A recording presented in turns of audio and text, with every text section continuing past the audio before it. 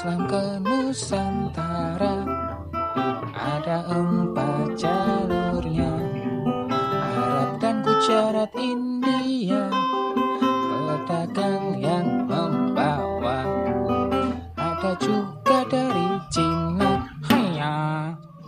ada juga dari Persia. Kesamaan budaya yang jadi argumennya, mari bahas bersama.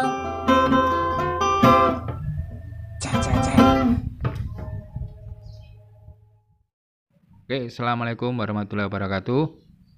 Untuk kali ini kita akan membahas tentang sejarah masuknya Islam di Indonesia. 4 teori, seperti di background ini ada 4 orang nggak jelas. Pertama, teori Gujarat, India. Tokoh yang menyampaikan di sini atau yang menguatkan teori ini adalah Jan Pinch-Napel,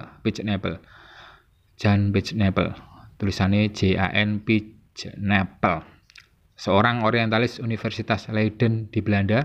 Dia terkenal sebagai ahli kajian Melayu.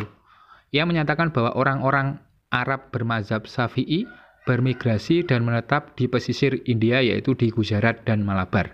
Selanjutnya melakukan perjalanan dakwah ke Nusantara. Gujarat ini letaknya di sebelah pesisir barat India. Jadi lokasinya di India bagian barat. Sedangkan Malabar ini lokasinya di India sebelah selatan, tapi tetap pesisir di dekat Sri Lanka. Oke, tokoh berikutnya yaitu Snok Hulgroene, seorang orientalis kontroversial dari Belanda. Kalau membahas ini nanti bisa panjang karena tokoh ini sangat-sangat kontroversi. Snok ini menambahkan bahwa orang Arab bermigrasi di India dan berbaur dengan masyarakat di sana, sehingga agama Islam menjadi tersebar di tempat tersebut. Orang Gujarat ini memiliki profesi pedagang,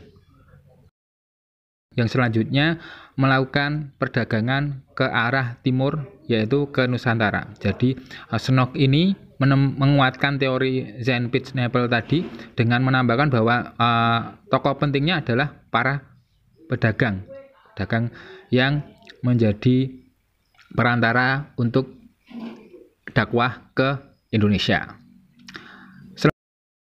Selanjutnya ada J.P. Mahwete. Dia menguatkan teori Gujarat India ini dengan memaparkan bukti dari batu nisan makam Raja Malik Al-Saleh, Raja Samudra Pasai, yang bertuliskan angka 686 Hijriah atau 1297 Masehi. Dan juga batu nisan Maulana Malik Ibrahim di Gresik yang memiliki persamaan bentuk dengan batu nisan yang terdapat di Cambai, Gujarat, India. Jadi J.P. Mahwete ini ahli batu nisan.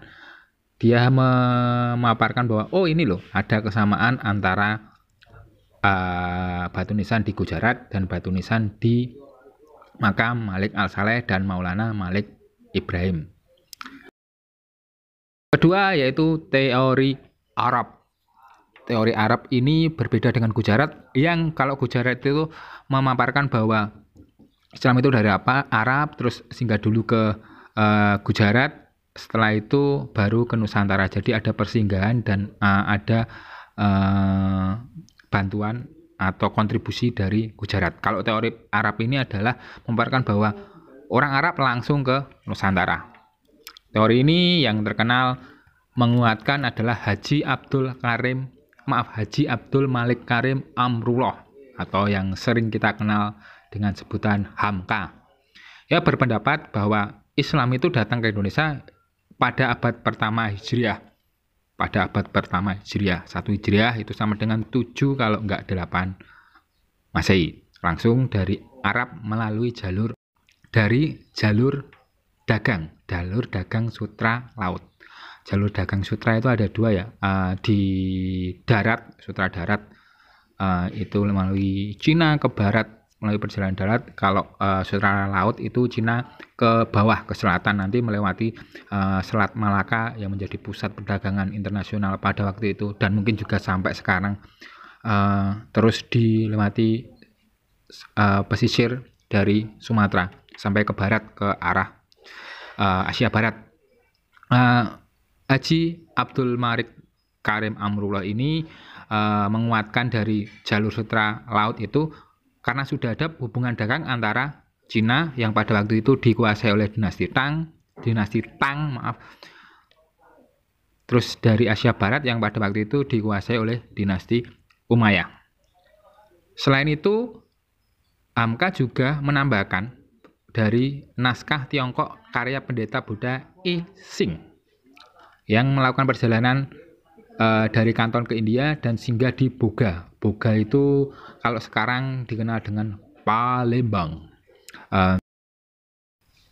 Dari situ ia mendapati terdapat sekelompok bangsa Arab yang telah bermukim di pantai barat Sumatera, yaitu di daerah Barus, tempat yang terkenal sebagai pemproduksi kapur Barus. Teori ini juga dikuatkan oleh Azumardi Azra,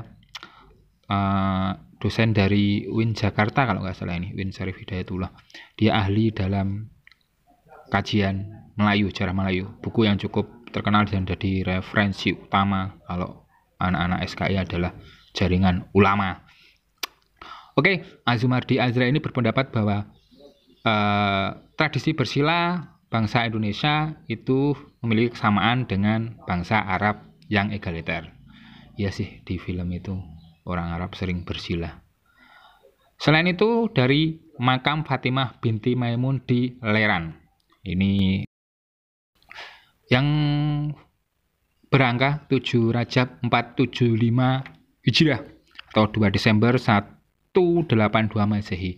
Di makam Fatimah itu terdapat inskripsi nisan dengan 7 baris. Ini dapat dibaca oleh penemunya, yaitu J.P. Mahuete ya. Kemudian diterjemahkan oleh Muhammad Zamin. Untuk isinya bisa dilihat di foto samping. Di inskripsi nisan itu menggunakan huruf Arab dengan gaya kufi. Nah, ini memiliki kesamaan dengan nisan umat muslim terutama di sekitar daerah Mesir. Jadi ada persamaan antara gaya nisannya Fatimah binti Maimun di Leran ini dengan gaya nisan umat muslim di Mesir. Lebih dikuatkan lagi kenapa ini Islam datang di abad awal itu karena angkanya 1082 Masehi. Ini berarti lebih muda dari lebih tua dari kerajaan Majapahit, karena Majapahit itu 1293 Masehi baru berdiri. Jadi sekitar 150 atau sampai 200 tahun selisihnya. Selain Azumardi juga berpendapat Islam ke Indonesia pada abad ke-7, namun baru dianut secara masif pada abad ke-12 yang disebarkan oleh para sufi, karena menurutnya corak Islam pada periode awal di sejarah Islam Indonesia itu sangat sufistik. Ketiga tokoh yang terkenal adalah Thomas Arnold. Thomas Arnold ini menyoroti dari Arab pada waktu itu telah memiliki dominasi dalam perdagangan. Jadi tidak mungkin kalau nggak sampai ke Nusantara. Oke, teori ketiga yaitu teori Persia. Untuk teori Persia ini tokoh yang terkenal adalah Hussein Jaya Ningrat. Menyatakan bahwa Islam masuk Nusantara pada abad ke-13 di Sumatera dan lebih menitik beratkan kesamaan aspek kebudayaan dengan Persia. Contohnya, 1. Peringatan 10 Muharram. Kalau di Sumatera Barat itu ada upacara atau ritual tabui Ini upacaranya membawa keranda itu nanti dilarung atau dilempar ke laut. Ini sebagai simbol wafatnya Husain bin Ali di Karbala yang juga pada waktu 10 Muharram. Di Jawa kita kenal dengan bubur suro, itu yang dibuat pada 10 Muharram juga, dan juga dari tradisi kita pasti juga sudah paham ketika 10 Muharram itu kita dalam tanda kutip disunahkan atau diminta orang tua kita untuk sedekah kepada anak-anak yatim. Itu sesuai dengan peristiwa 10 Muharram ini dengan Husain yang anaknya jadi yatim karena peristiwa tersebut. Terus adanya konsep ajaran sufisme Syekh Siti Jenar yang sama dengan Al-Halaj yang merupakan sufi besar di Persia. Ketiga, menggunakan istilah bahasa Iran, terutama dalam mengeja huruf Arab. Ini ada tanda bunyi harokat, fathah, kasroh, dhammah. Terus yang terakhir yaitu persamaan batu nisan Maulana Malik Ibrahim di Gresik, Malik As-Saleh di Pasai yang berasal dari Gujarat. Nah, ini menarik karena ketika tadi teori Gujarat itu menyampaikan bahwa ada kesamaan dengan batu nisan di Malik As-Saleh Pasai, Maulana Malik Ibrahim di Gresik dengan Gujarat. Nah, ini memang sama kalau menurut Husain Jayadiningrat memang sama dengan Gujarat. Tapi kalau menurut Husain Jayadiningrat bahwa Gujarat itu pada waktu itu Islamnya terpengaruh dengan Islam Syiah di Persia. Jadi menurut Husain Jayadiningrat itu berarti karena pengaruh Persia, bukan dari Gujaratnya. Begitulah untuk teori Persia. Teori Cina. Ini tokohnya Sumanto Al-Qurtubi. Dia berpegang pada kronik atau sumber dari luar negeri dan juga babat atau hikayat, yaitu sumber lokal. Kronik itu tertulis bahwa masa awal Islam sekitar abad 7 Masehi itu di Kanton, Zhezhou, Guangzhou, dan pesisir Cina Selatan telah terdapat perkampungan Islam. Sedangkan diketahui bahwa Cina sudah memiliki hubungan dagang erat dengan Nusantara. Jadi apakah tidak mungkin kalau pada tahun-tahun tersebut sudah terdapat kontak dengan Nusantara dalam artian pendakwahan Islam? Selain itu, dia juga menyoroti dari sumber lokal yang menyatakan bahwa Raja Raden Fatah, Raja Demak Bintoro, itu kerajaan Islam pertama di Jawa, itu keturunan Cina, terutama dari Champa. Champa itu sekarang ikut secara administratif ikut ke Vietnam sih. Tapi sukunya atau anunya dari Cina pada waktu itu. Terus dia menyoroti masjid-masjid tua yang arsitekturnya sangat Tiongkok, ditemukan di Jawa. Demikian untuk beberapa teori masuknya Islam ke Nusantara, seperti apa yang tertuang dalam buku Kementerian Agama dan sesuai dengan kurikulum. Namun saya akan tambahkan wacana atau data lain tentang jalur masuknya Islam ke Nusantara, karena pembahasan ini tidak akan pernah ada habisnya. Tapi ingat, sebagai pengetahuan saja. Kalau mau silahkan ke video berikutnya. Tapi kalau tidak cukup di sini saja juga nggak apa, sesuai dengan kurikulum. Oke, demikian untuk video awal ini. Terima kasih. Assalamualaikum warahmatullahi wabarakatuh. Untuk Thank